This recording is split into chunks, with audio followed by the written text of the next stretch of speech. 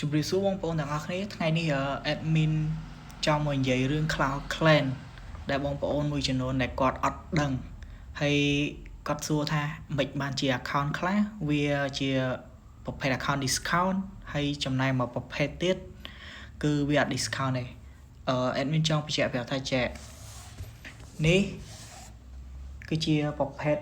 account discount តម្លៃវាមានតម្លៃត្រឹមតែ 5.49 ទេហើយចំណែកប្រភេទ account មួយទៀត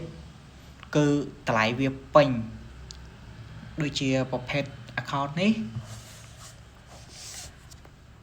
តម្លៃវាគឺ 10.99 ចឹងមានន័យថា account នេះវាអត់ discount ទេហើយ account ដំបូងគឺជាប្រភេទ account discount 50% អញ្ចឹងហើយគ្នាយើងគាត់ឆ្ងល់ថាហេតុអីបានជា account ខ្លះវា discount ហើយ account ខ្លះវាអត់ discount admin នឹងបកស្រាយចងល់ដែលបងប្អូនឆ្ងល់ជាយូរចំពោះប្រភេទ account discount គឺជាប្រភេទ account ដែលគេ random ក្រុមហ៊ុន Supercell គេ random ចំពោះ account អស់ហ្នឹងនៅពេលដែលគេ random ចំ account ណាគឺវានឹង discount ទាំងអស់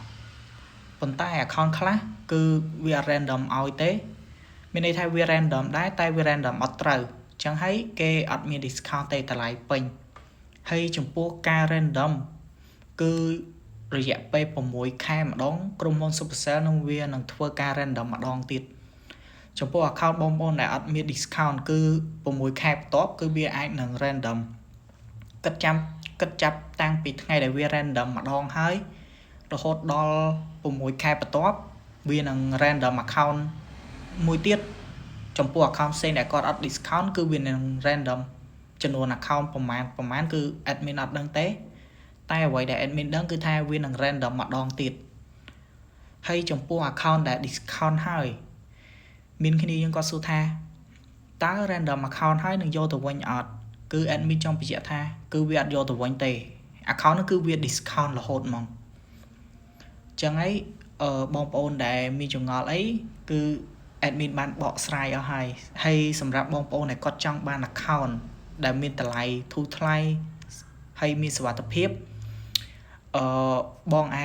ប្អូនអាចតាក់ទងមក admin បានគឺ admin មានលក់ account តម្លៃសមរម្យខ្លាំងមែនតើហើយគឺមានធានារហូតដល់ change ជាម៉ែបានធានាឲ្យរហូតដល់រយៈពេល1ខែមានបញ្ហាគឺសងលុយវិញនិងសង account ថ្មីគឺអត់ឲ្យបងប្អូនពិបាកចិត្តរឿងអស់នឹងទេអញ្ចឹងហើយបើបងប្អូនមានចម្ងល់អីអាចឆាតសួរ admin បានអត់អីទេហើយ link admin group គឺ admin បានដាក់នៅក្នុង profile TikTok គឺមាននៅក្នុង bio របស់ admin អញ្ចឹងហើយសម្រាប់អ្នកដែលគាត់ចង់ដឹងព័ត៌មានបន្ថែមចង់លក់ account ចង់ទិញ account គឺអាចឆាតមក admin បានហើយបន្តិចទៀត admin នឹងមានការ giveaway